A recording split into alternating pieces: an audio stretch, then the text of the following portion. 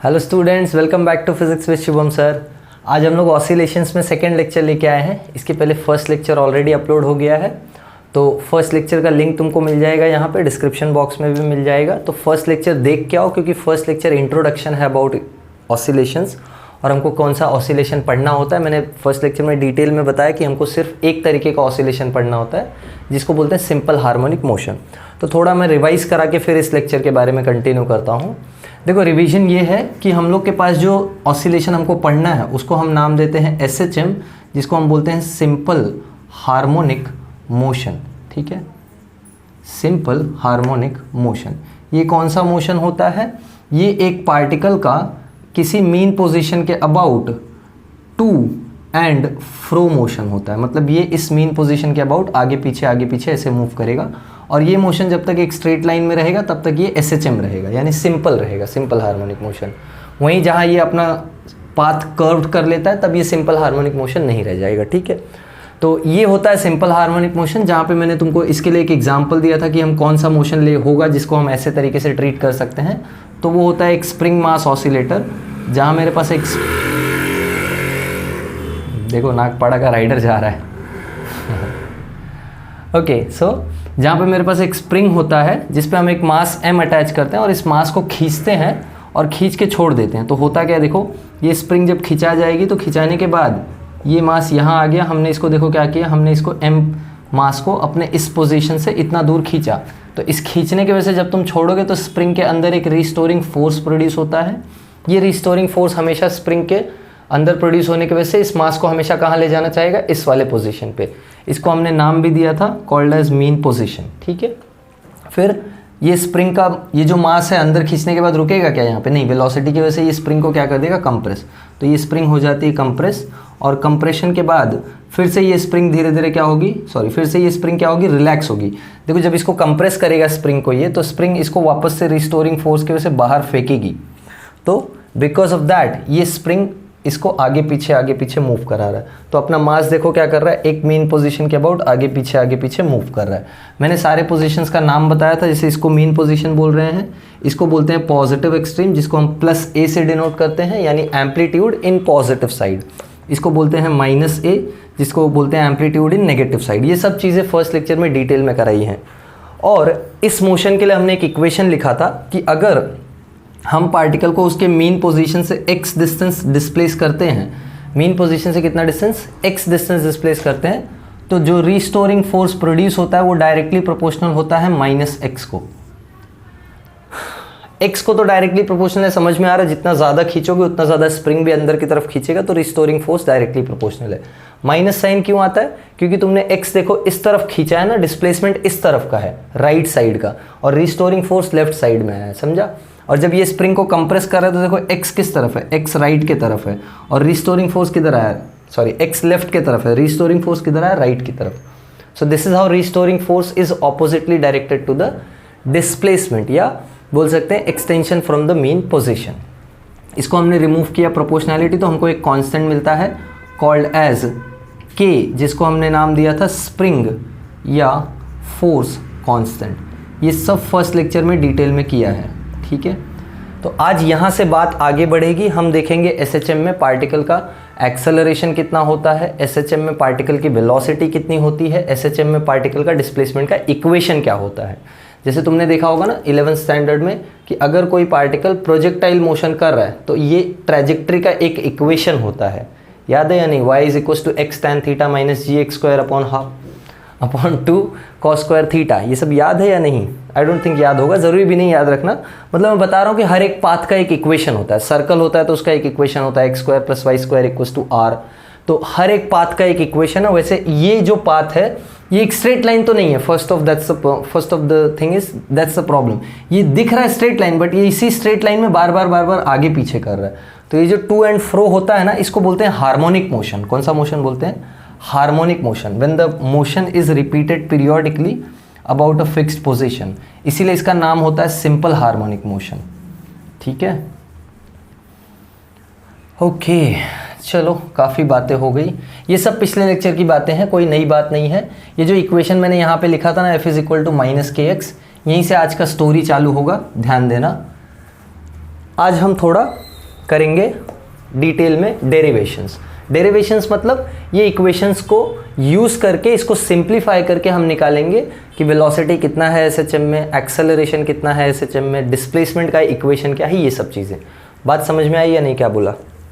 देखो बोर्ड काफ़ी गीला हो गया, ये जो डस्टिंग मैं यूज़ कर रहा हूँ वो गीला है इसके लिए। Okay, alright, so let's see, we are going to find the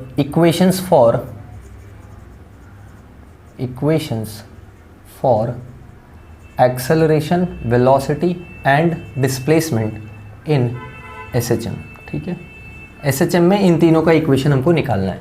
कैसे फाइंड आउट कर सकते हैं? बहुत सिंपल है, ए का इक्वेशन तो बहुत सिंपल है निकालना, देखो 2 मिनट में निकल जाएगा।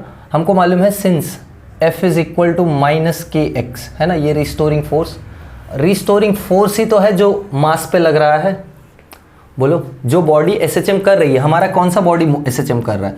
हमारा ये जो मास है वो एसएचएम कर रहा है ना, ये मास इस पोजीशन के अबाउट आगे पीछे जा रहा है ना। बोलो हाँ या ना? ये वाला मास जो है वो इस पोजीशन के अबाउट आगे पीछे मूव कर रहा है, तो ये मास हमारे लिए क्या हो गया? वो बॉडी जो एसएचएम परफॉर्म कर रहा है। तो बॉडी का मास है m, इस मास पे फोर्स कौन सा लग रहा है? जो स्प्रिंग लगा रहा है, तो स्प्रिंग का फोर्स इस मास पे फोर्स है, तो हम इसको लिख सकते हैं therefore mass into acceleration is equal to -kx। बोलो समझा या नहीं? फोर्स क्या होता है? मास इनटू एक्सेलरेशन ना।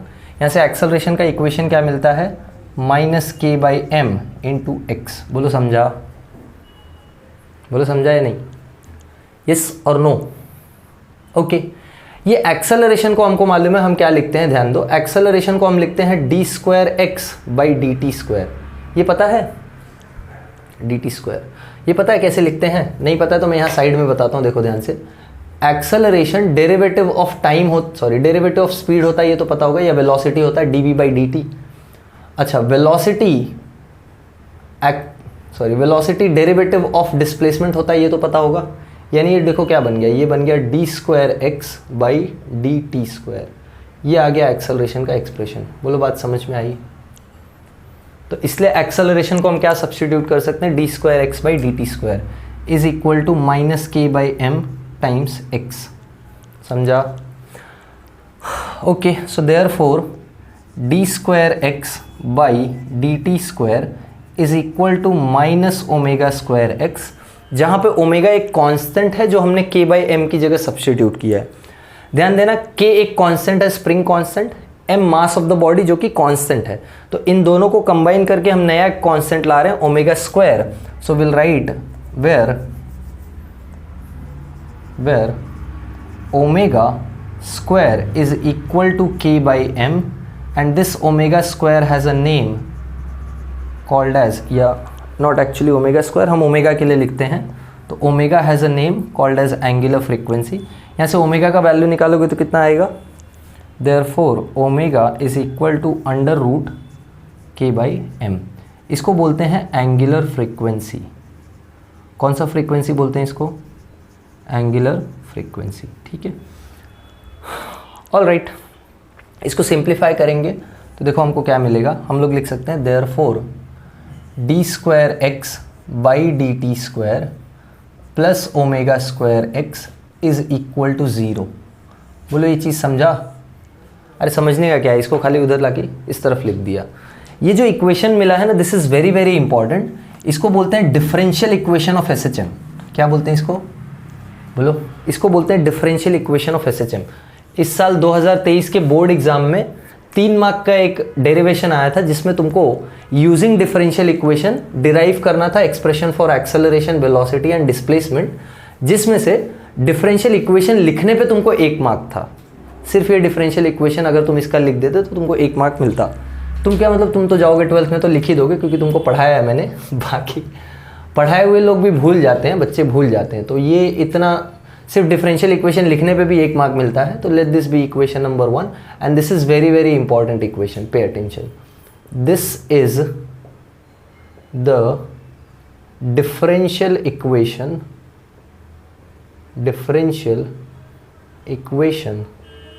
Of SHM. ये एसएचएम का डिफरेंशियल इक्वेशन होता है। ठीक है, इसको यूज करके हम फाइंड आउट कर सकते हैं क्या क्या बोलो? इसको यूज़ करके हम फाइंड आउट कर सकते हैं एक्सेलरेशन, इसको यूज़ करके हम फाइंड आउट कर सकते हैं वेलोसिटी, डिस्प्लेसमेंट वगैरह वगैरह, बहुत सारी चीज़ें फाइंड आउट कर सकते हैं। देखो कैसे फाइंड आउट करेंगे, ध्यान देना।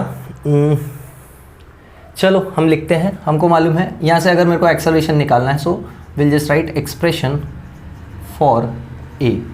ठीक है, मैं पहला हेडिंग दे रहा हूँ एक्सप्रेशन फॉर ए। कैसे मिलेगा एक्सप्रेशन फॉर ए? ये इक्वेशन को यूज़ करेंगे। So therefore d square x by d t square is equal to minus omega square x. Correct है या नहीं? बोलो। ये d square x by d t square क्या है? ए ही तो है ना। सो देयरफॉर एक्सेलरेशन कितना आ रहा है? Minus omega square x. This is acceleration in S H M. ये क्या है? Acceleration in S H M. तुम बोलोगे सर वही बात वापस घुमा के लिख रहे हो। हाँ, वही बात वापस घुमा के लिख रहा हूँ, पर इस बार हम यूजिंग डिफरेंशियल इक्वेशन ये चीज़ लिख रहे हैं। मतलब तुमको जब भी एग्जाम में बोलेगा ना कि derive an expression for acceleration and then velocity and then displacement using differential equation, तो तुम ये नहीं करोगे, तुम ये डिफरेंशियल इक्वेशन याद रखोगे और यहाँ से ये आगे बढ़ना चालू करोगे तुम। तो ये डिफरेंशियल इक्वेशन याद किया मतलब ये कहाँ से आ रहा है ये पता होना चाहिए। ऐसे नहीं कि याद किया रट्टा मारा, नहीं, कहाँ से आ रहा है ये पता होना चाहिए। स्प्रिंग का फोर्स का फॉर्मूला लगाया है जहाँ से हम इसको सॉल्व करके ये लेके आते हैं। ठीक है, इसके बाद इसको यूज करके हम एक्सेलरेशन का एक्सप्रेशन लिख रहे हैं। Is that clear? So this is the expression for acceleration in SHM. और एक चीज ध्यान से देखो, therefore acceleration is also directly proportional to negative of x. इसमें क्या बोलने की बात थी? ये कुछ नया नहीं था, ये तो होना ही था। तो एसएचएम का डेफिनेशन ये भी होता है कि it is a to and fro motion in a straight line in which the restoring acceleration is directly proportional to the extension from the mean position and it is always directed opposite to the extension, या it is always directed towards the mean position। तो SHM के लिए दो definition है, एक जो पिछले lecture में दिया मैंने तुमको फर्स्ट लेक्चर में, जहां हम रिस्टोरिंग फोर्स के टर्म्स में डिफाइन करते हैं, और एक ये डेफिनेशन जहां हम रिस्टोरिंग एक्सेलरेशन के टर्म्स में डिफाइन कर सकते हैं। बोलो समझ में आया? बोलो समझ में आया या नहीं? ठीक है, यहाँ से वेलोसिटी का एक्सप्रेशन निकालना है हमको। देखो इसी को हम यूज़ करेंगे और वेलोसिटी का एक्सप्रेशन निकाल सकते हैं। ठीक है, मैं बोलूँगा पहले तुम इतना लिख लो, क्योंकि मुझे वेलोसिटी के एक्सप्रेशन के लिए पूरा बोर्ड लगेगा। डरो मत, इतना कुछ डिफिकल्ट नहीं है, थोड़ा लेंदी है, मैथ्स की तरह समझ लो इसको। ऐसे समझो कि मैथ्स का एक सम सॉल्व कर रहे हैं, तो वैसे ये ईजी लगेगा। बाकी ऐसा डेरिवेशन की तरह देखोगे तो थोड़ा कॉम्प्लिकेटेड लग सकता है। ठीक है, सो ये नोट डाउन करो एक्सेलरेशन का एक्सप्रेशन, फिर मैं वेलोसिटी का एक्सप्रेशन डिराइव करता हूँ। चलो नोट डाउन कर लिया था ना। अब हम एक्सेलरेशन का एक्सप्रेशन यूज़ करेंगे और उससे वेलोसिटी डिराइव करेंगे। तो मैं यहाँ हेडिंग डाल देता हूँ पार्ट बी, या चलो हमने जो भी हेडिंग डाला था। Now we are going to derive expression for velocity. देखो हमको मिला है since acceleration is coming out as minus omega square x ना। बोलो हाँ या ना? हाँ या ना? हाँ, चलो मैं खुद ही बोल ले रहा हूँ। एक्सेलरेशन को देखो हमको क्या मालूम है, हम क्या लिखते हैं? एक्सेलरेशन को हम लिखते हैं d v by d t, यानी d v by d t is minus omega square x. बोलो हाँ या ना? ठीक है, अब इस d v by d t को ध्यान देना, हम क्या करेंगे? D v by d t इसको मैं डी एक्स से मल्टीप्लाई और डिवाइड करता हूँ। कोई प्रॉब्लम नहीं ना? सेम है ना? मैथ्स का टीचर हूँ आज मैं, चलो मैथ्स सॉल्व कर रहे हैं। मैथ्स में ये सब कॉमन चीज़ें होती हैं। ध्यान दो इधर, ये D x by d t को मैं अलग से ले लेता हूँ और बचा क्या? D v by d x. D x by d t अगर तुमको पता हो तो ये होता है वेलोसिटी। बोलो हाँ या ना? अरे d x by d t तो वेलोसिटी होता है ना। जैसे d v by d t acceleration होता है, rate of change of velocity is acceleration, वैसे rate of change of displacement is velocity. तो ये हो गया वेलोसिटी, ये आ गया d v by d x. यानी एक्सेलरेशन को हम ये भी लिख सकते हैं और ये भी लिख सकते हैं। दोनों में फ़र्क देखना है, यहाँ d v by d t है, ये v d v by d x है, समझा? तो ये चीज़ मैं यहाँ सब्सटीट्यूट करूँगा और सिंप्लीफिकेशन करूँगा। So we can substitute therefore v d v by d x is equal to minus omega square x. ऐसा क्यों किया है? ऐसा इसलिए किया है क्योंकि हमको सॉल्व करके वेलोसिटी का एक्सप्रेशन निकालना है। तो वेलोसिटी के टर्म्स में इक्वेशन तो आना चाहिए ना। इक्वेशन में एक्सेलरेशन दिख रहा है, यहाँ वेलोसिटी दिख रहा है, बट फिर इंटीग्रेट करने के लिए एक्स को हमको डी एक्स भी चाहिए, तो डी एक्स फॉर्म यहाँ पे लाया। अब इसको हम सॉल्व करेंगे by using variable separable method जो डिफरेंशियल इक्वेशन में तुम सीखोगे, जब तुम्हारा मैथ्स में डिफरेंशियल इक्वेशन चैप्टर चालू होगा तो वहाँ तुम सीखोगे ऐसे इक्वेशंस को कैसे सॉल्व करना है। बट अभी यहाँ मैं तुमको मेथड बता दे रहा हूँ, देखो कैसे सॉल्व होगा। हम x वाले को एक तरफ रखेंगे, v वाले को एक तरफ रखेंगे और दोनों तरफ इंटीग्रेट कर देंगे, सिंपल। तो देखो मैं क्या करता हूँ, so therefore v dv is equal to minus omega square x dx, ठीक है। मैं इंटीग्रेट करूँगा on both sides, so integrating on both sides, ठीक है। बोथ साइड्स पे इंटीग्रेट करेंगे तो हमको क्या मिलेगा, so therefore integral v dv is equal to integral minus omega square x dx, ठीक है। So therefore integral v dv is equal to क्या आ जाएगा, माइनस ओमेगा स्क्वायर बाहर आ जाएगा क्योंकि ओमेगा स्क्वायर एक कांस्टेंट है, याद रखना। ओमेगा स्क्वायर को हमने ही सब्स्टिट्यूट किया k/m, एंगुलर फ्रीक्वेंसी, याद रखना। अच्छा ध्यान दो, x कहाँ गायब हो गया। अब देखो ये इंटीग्रेशन दो तरीके का हो सकता है, एक तो इनडेफिनिट और एक डेफिनिट। इनडेफिनिट मतलब जिस पे लिमिट्स नहीं होंगी, तो ये अभी इनडेफिनिट है। हम इसको डेफिनिट बना सकते हैं, कैसे, अप्लाइंग बाउंड्री कंडीशंस। देखो हमको मालूम था, ये लास्ट लेक्चर में हमने डिस्कस किया था कि जब ये स्प्रिंग से मास हम खींच के लेके जाते हैं और छोड़ते हैं, और जब ये ऑसिलेट कर रहा होता है तो ये मास जब अपने एक्सट्रीम पे जाता है और जब अपने नेगेटिव एक्सट्रीम पे जाता है, तो इन दोनों ही एक्सट्रीम्स पे इसका वेलोसिटी ज़ीरो होता है, ये हमको पता है। अरे हाँ या ना, ये हमको पता है ना, दोनों ही एक्सट्रीम्स पे वेलोसिटी ज़ीरो होती है। ये मैंने लास्ट टाइम अच्छे से डिटेल में एक्सप्लेन किया था। यानी जब तुम्हारा x का वैल्यू प्लस a या x का वैल्यू माइनस a है, तब वेलोसिटी का वैल्यू ज़ीरो है। समझा क्या? तो हमको मालूम है कि x का वैल्यू किसी पर्टिकुलर a पे ज़ीरो है, वो तो पता है, और किसी बीच में सपोज जब x का वैल्यू कुछ x है तो इसका वेलोसिटी का वैल्यू हम सपोज ले लेते हैं v। तो देखो अपना लिमिट कहाँ से कहाँ तक जा रहा है, v x equal to a से लेके x इक्वल टू x तक जाएगा। यानी जब हम x इक्वल टू a से x इक्वल टू x तक पहुँच रहे हैं तब तक स्पीड 0 से v हो जाएगी। तो जब मैं लिमिट x का डिसाइड करूँगा तो यहाँ मैं कहाँ से कहाँ तक जा रहा हूँ, यहाँ मैं जा रहा हूँ a से लेके कुछ वैल्यू x तक। बात समझी? मैं कहाँ से कहाँ तक जा रहा हूँ, a से लेके कुछ वैल्यू x तक। तो यहाँ स्पीड कहाँ से कहाँ तक जा रही है, 0 से लेके कुछ वैल्यू v तक। अब समझा? ये लिमिट सेट किया मैंने इंटीग्रेशन में। कैसे सेट किया? मुझे मालूम है जब x इक्वल टू 1 होगा तो v इक्वल टू 0 हो जाए, x इक्वल टू a होगा तो v इक्वल टू 0 ना। x इक्वल टू a कब होगा, पॉजिटिव एक्सट्रीम पे। तो x इक्वल टू a लिया तो यहाँ v 0 आ गया। x इक्वल टू किसी रैंडम x पे मुझे पता नहीं v कितना होगा, तो उसका वैल्यू मैंने अननोन ही रखा है v। Is that clear? इसको इंटीग्रेट करते हैं। सो देयरफॉर v का इंटीग्रेशन आ जाएगा v square by 2। Limit apply करोगे कहाँ से कहाँ तक, 0 से v तक। Is that clear? ठीक है, this is equal to minus omega square, integration आएगा x स्क्वायर बाई 2, लिमिट जाएगा a से लेके x तक। बोलो हाँ या ना? Is that clear?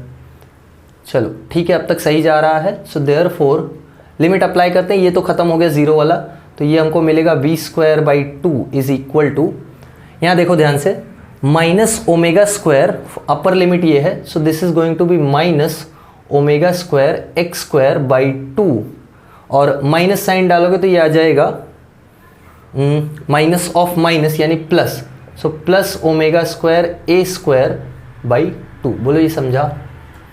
ये समझा है नहीं? लिमिट कैसे अप्लाई करते हो, final limit minus initial limit ना। ये एक माइनस साइन ऑलरेडी है, तो फाइनल वाले पहले वाले के साथ माइनस टर्म आएगा, दूसरे वाले के साथ माइनस माइनस प्लस हो जाएगा। नहीं समझा? देखो इधर मैं लिमिट अप्लाई करके दिखाता हूँ।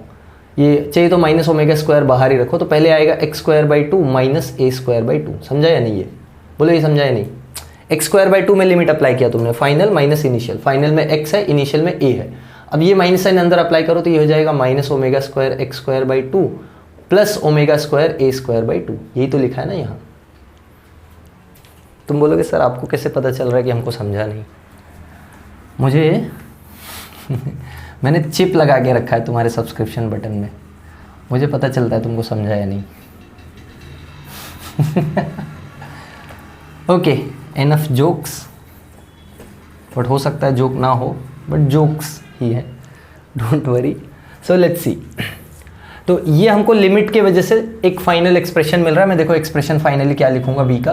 सो देयरफॉर वी स्क्वायर, या मैं वी स्क्वायर का एक्सप्रेशन हटा देता हूँ, ये 2 तो सब जगह कैंसिल हो गया ना, तो देखो 2 हमने सब जगह से हटा दिया, हमको क्या मिलता है, v square is equal to, ये पॉजिटिव वाला रह जाएगा, so omega square a square minus omega square x square. बोलो ये समझा?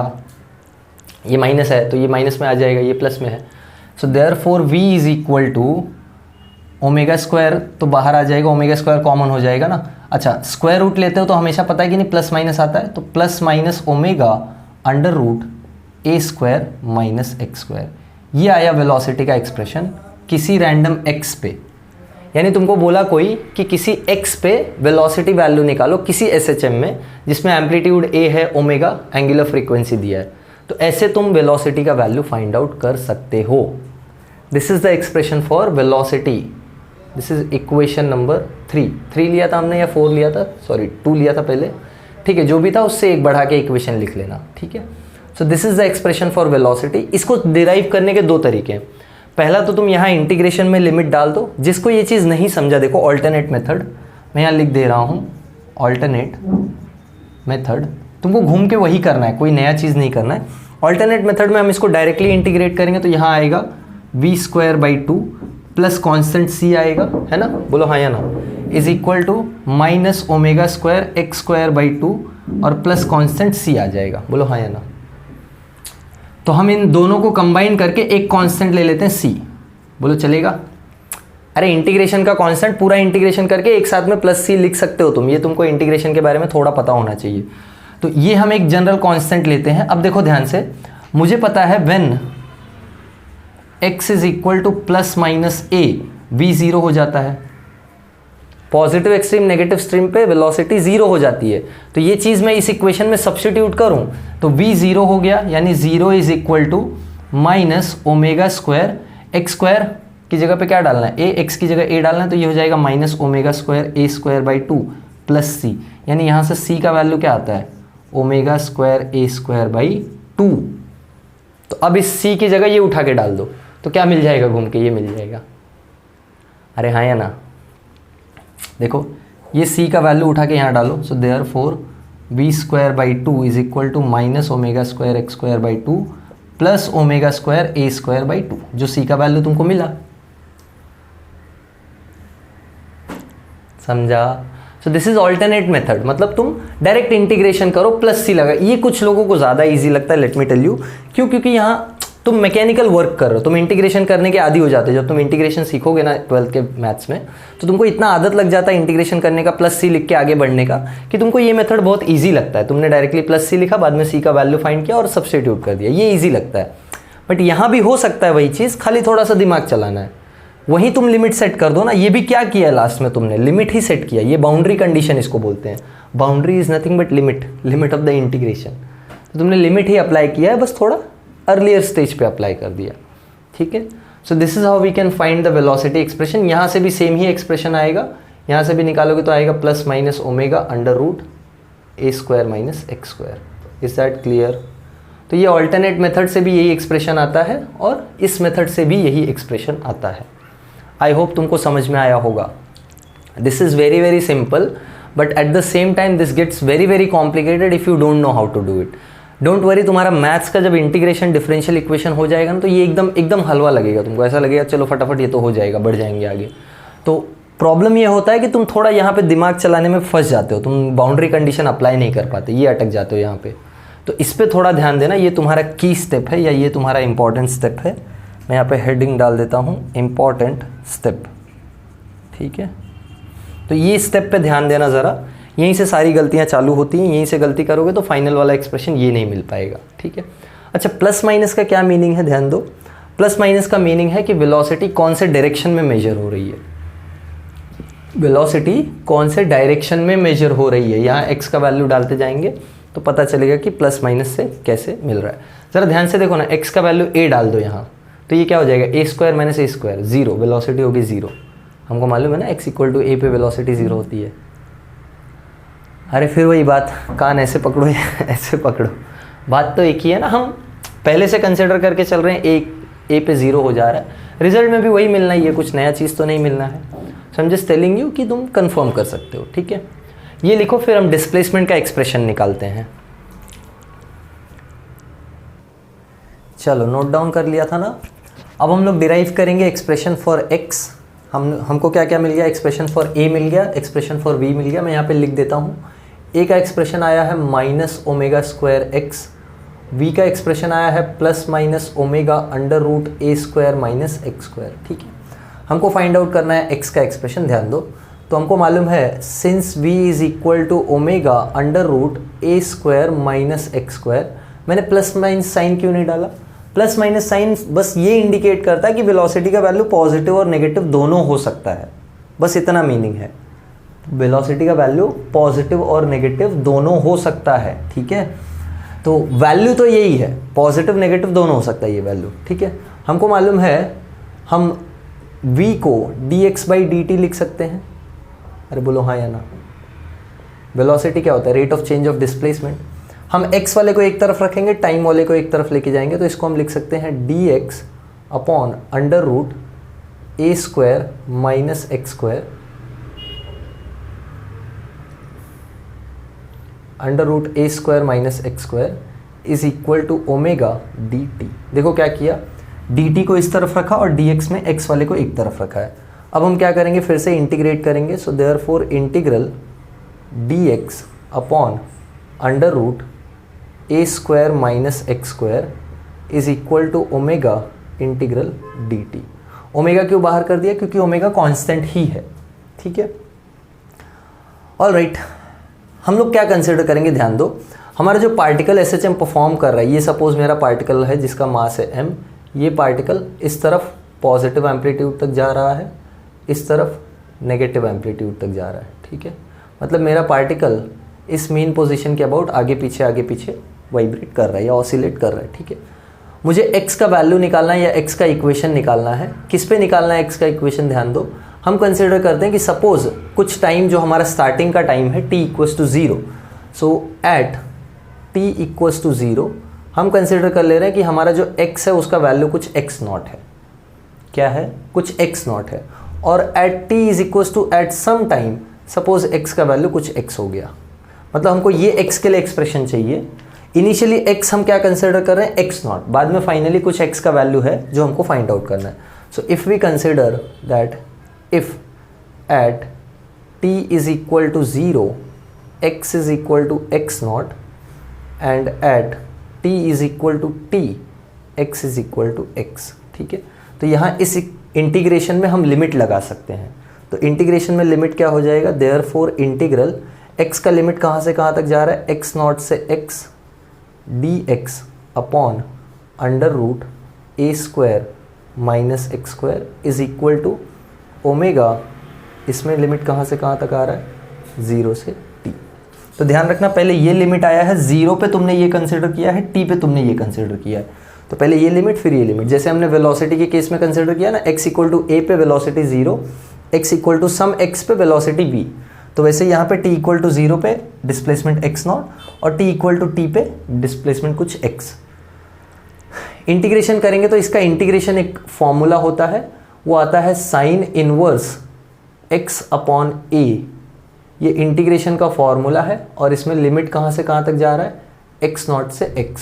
This is equal to omega t, क्योंकि इसमें t का लिमिट डालोगे तो 0 से t के फाइनल लिमिट t है, इनिशियल लिमिट 0 तो आएगा ही नहीं।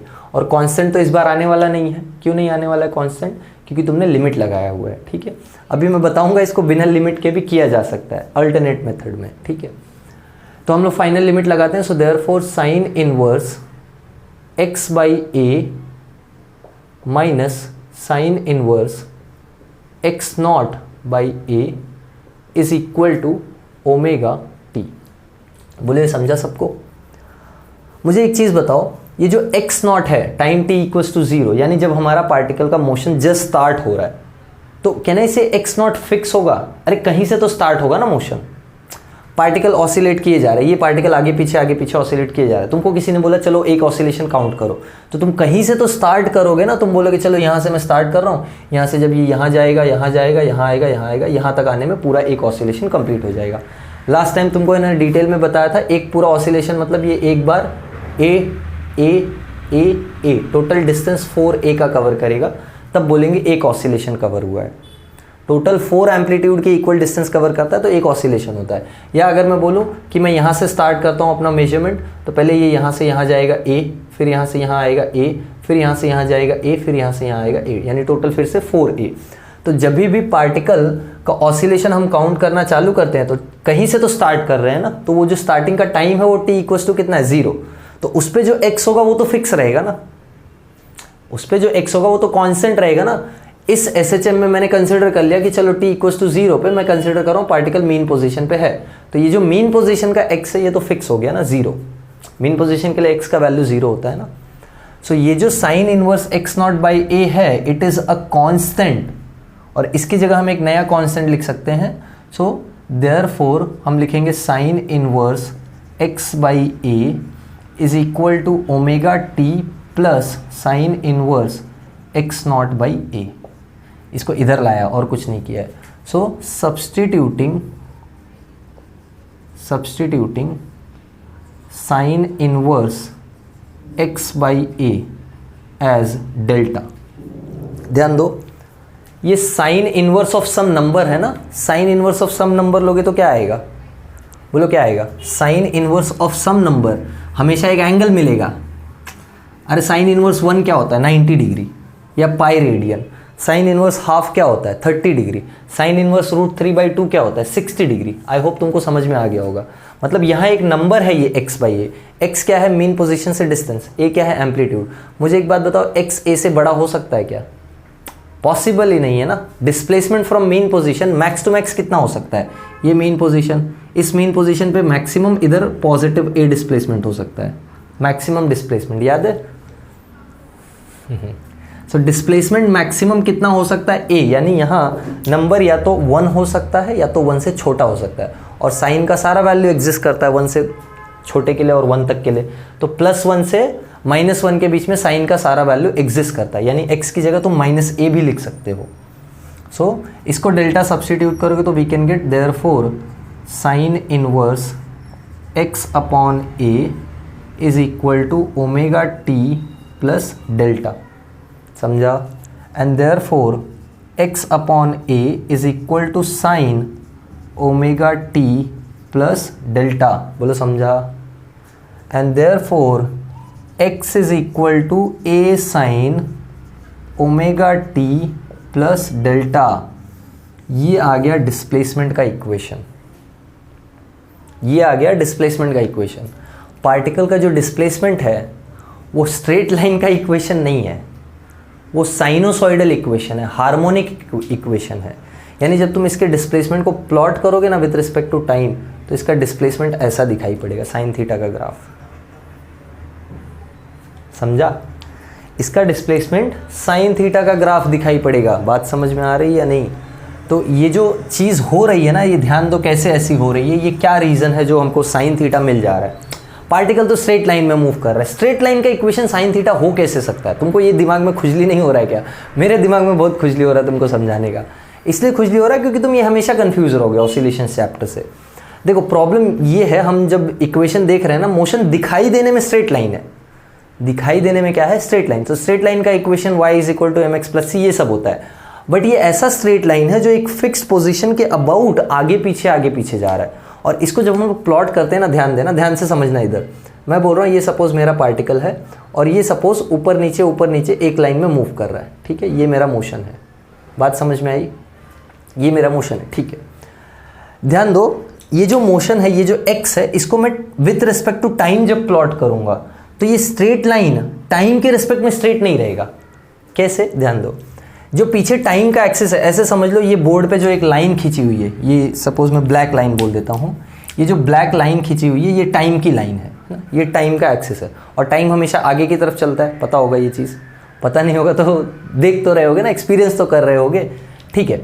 तो टाइम हमेशा आगे की तरफ चलता है, हमको ये मालूम है। यानी जब ये पार्टिकल ऊपर नीचे जाएगा, ध्यान दो, ऊपर नीचे जाएगा तो ऊपर जाने के टाइम ये साथ में टाइम में आगे भी तो चलेगा। नहीं समझा? अरे टाइम में कैसे कोई रुक सकता है? तुम बोलोगे मैं रुक गया हूँ टाइम में, कैसे? मेरा घड़ी बंद है।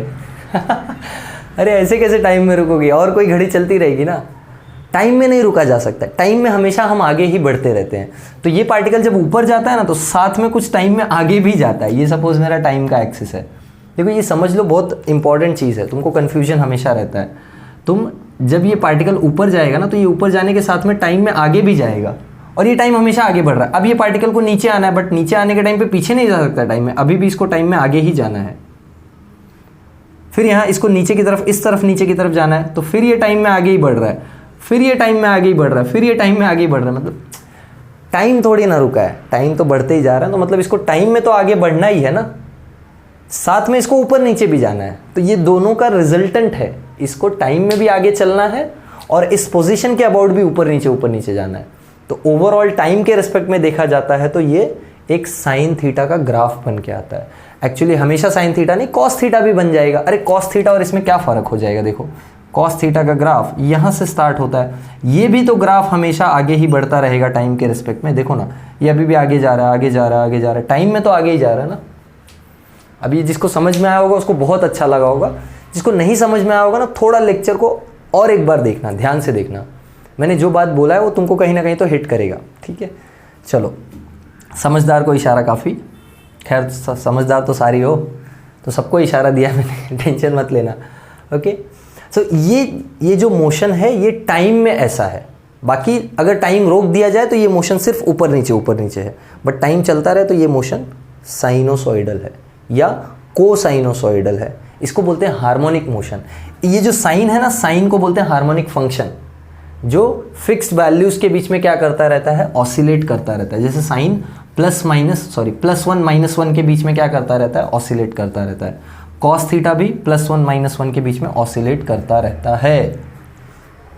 चलो, बात समझ में आई। तो ये आ गया अपना डिस्प्लेसमेंट का equation. This is very very important. अब हम डिस्प्लेसमेंट का इक्वेशन अलग अलग निकालेंगे, ध्यान से देखना।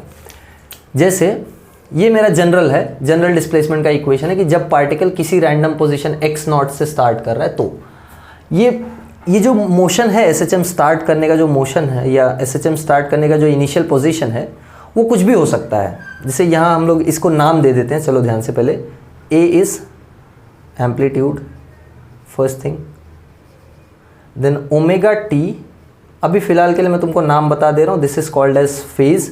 इसको मैं बहुत डिटेल में समझाऊंगा, don't worry, I will make a separate lecture on phase because it is that important. अभी फिलहाल के लिए तुम वर्ड याद रखो, दिस इज फेज, ओके।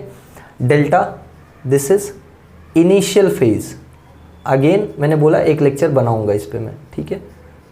एक लेक्चर मतलब इस पे और इस पे अलग अलग एक लेक्चर नहीं, पूरे फेज पे एक लेक्चर, ठीक है। सो फेज, इसको इनिशियल फेज या ईपॉक बोलते हैं।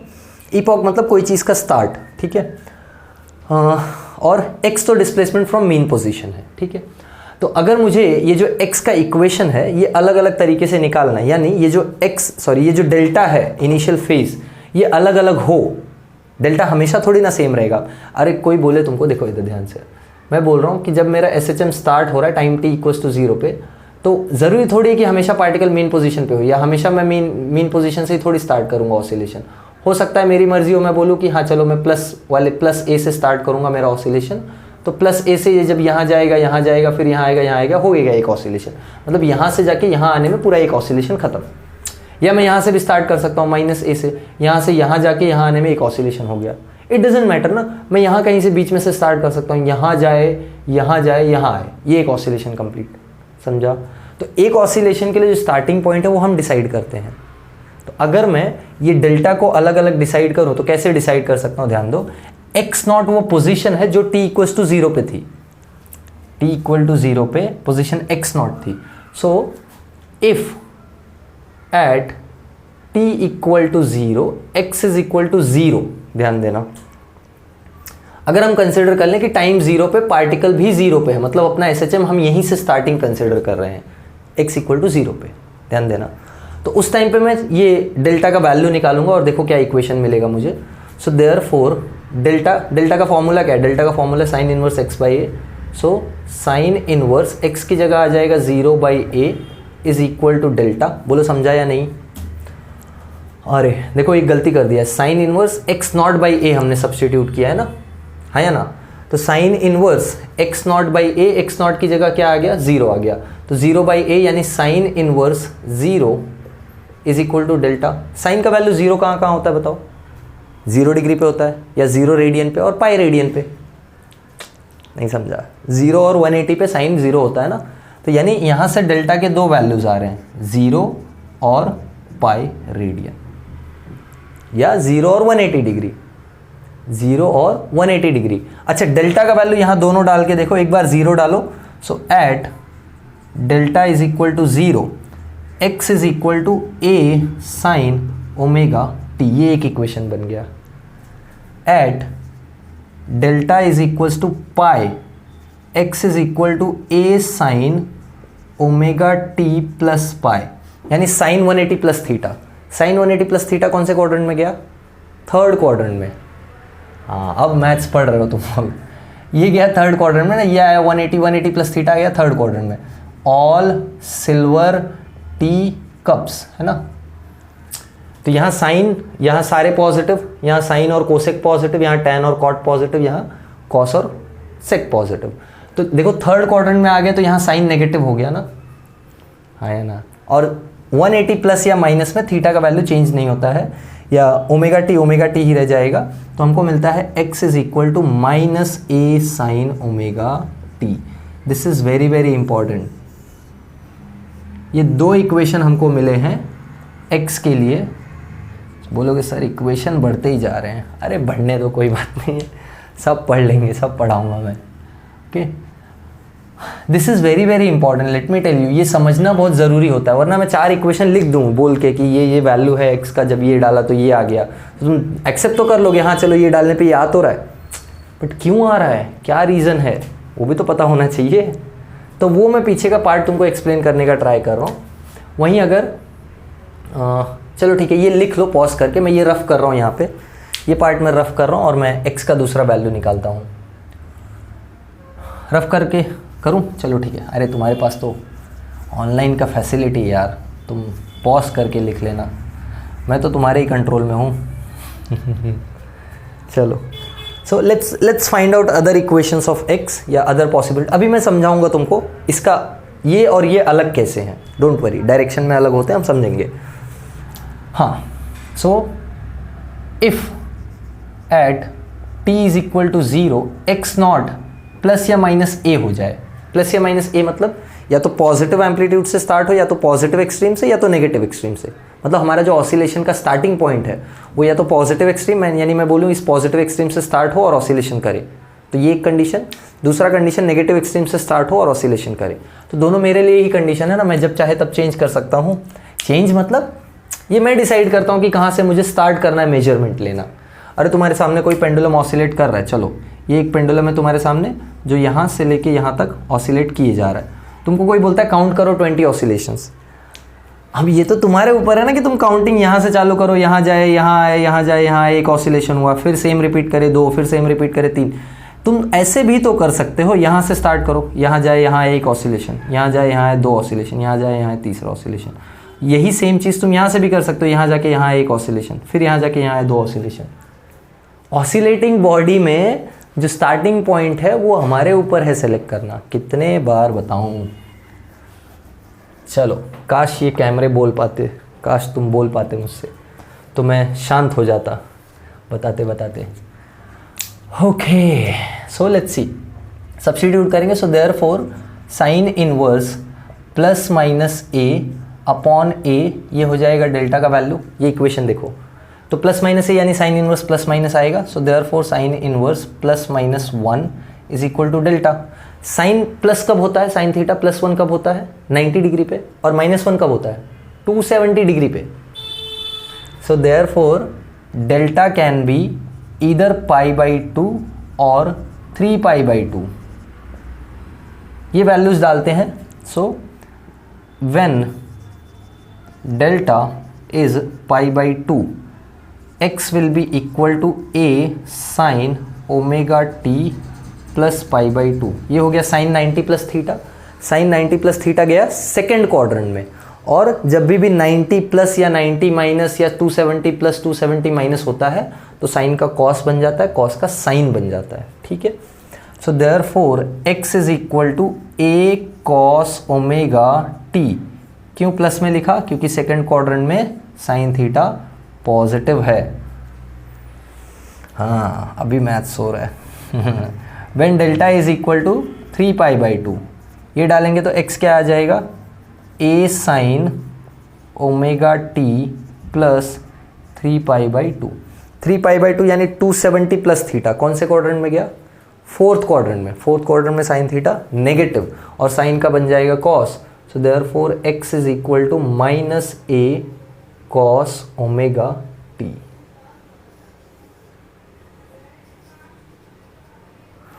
हाँ, ये डिस्प्लेसमेंट के इक्वेशंस हुए तुम्हारे। देखो इक्वेशन यहीं तक है डिस्प्लेसमेंट का। ये अलग अलग 4 इक्वेशंस मिले तुमको डिस्प्लेसमेंट के। ये अलग अलग 4 इक्वेशंस मिले तुमको डिस्प्लेसमेंट के। जब पार्टिकल मीन पोजीशन से स्टार्ट करेगा, यानी x इक्वल टू 0 पे होगा, दिख रहा है x इक्वल टू 0। जब पार्टिकल मीन पोजीशन से स्टार्ट करेगा तो उसके 2 इक्वेशंस बन सकते हैं। ध्यान देना, 2 इक्वेशंस बन सकते हैं। एक x equal to a sine omega t, दूसरा x equal to minus a sine omega t. ये दोनों ही x इक्वल टू 0 के लिए आया है ना।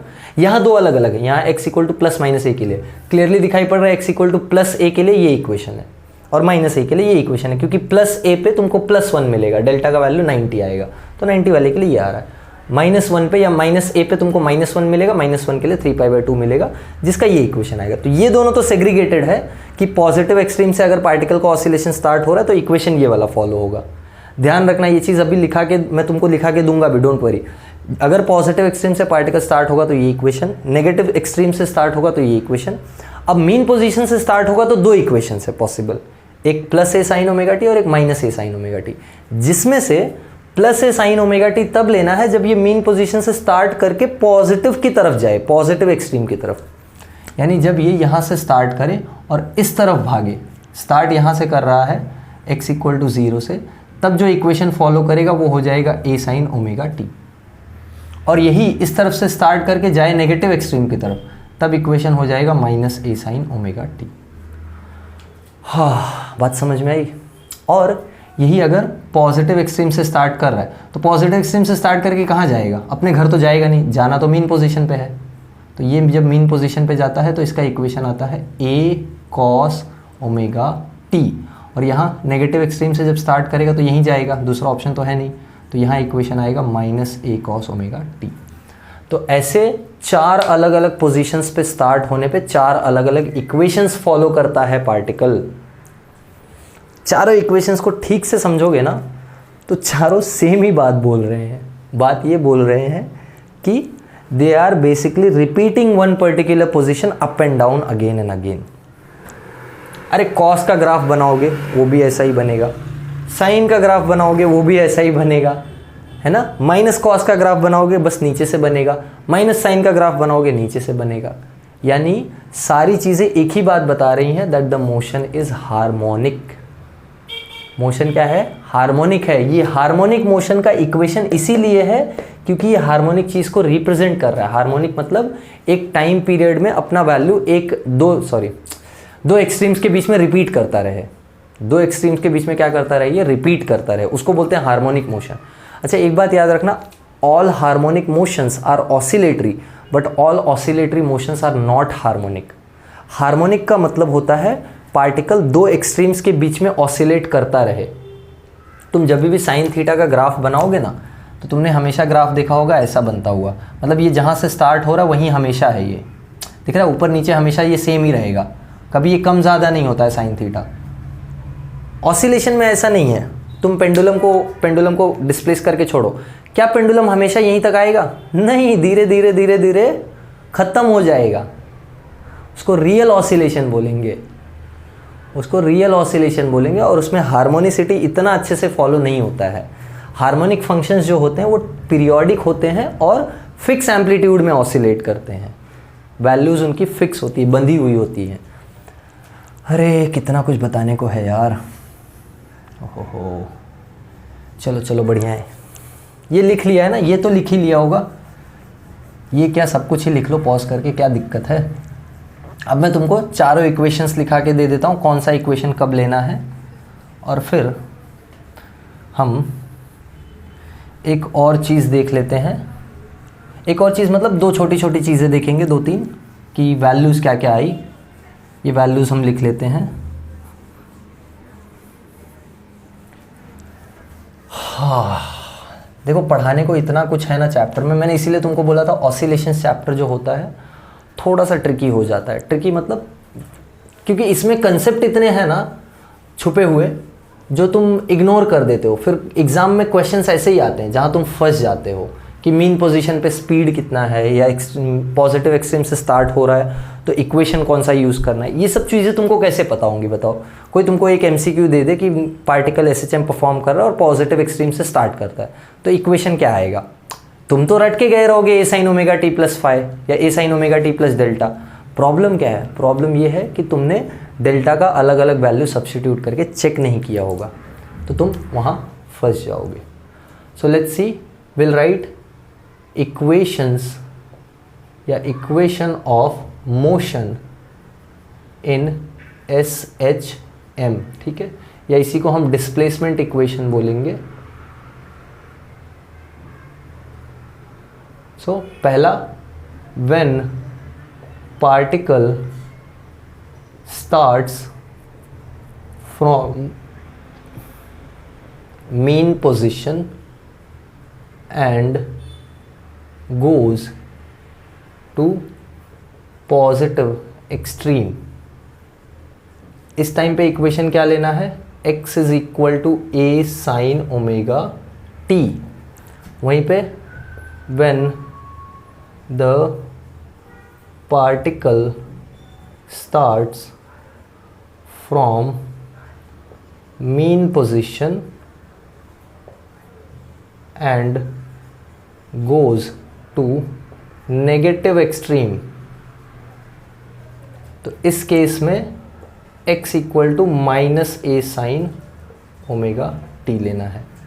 देन अब मैं डायरेक्टली लिखता हूँ when the particle starts from positive extreme. अब पॉजिटिव एक्सट्रीम से स्टार्ट करेगा तो जाना मेन पोजीशन पे ही है, तो इस बार इक्वेशन होता है A cos omega t। And lastly when the particle starts from negative extreme, तो उस केस में जो इक्वेशन होता है वो होता है minus A cos omega t। Okay, इसको विजुअलाइज कर लो।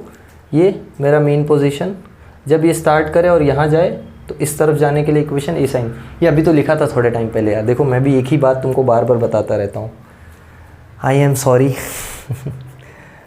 चलो, ये डिस्प्लेसमेंट इक्वेशन है, this is very very important.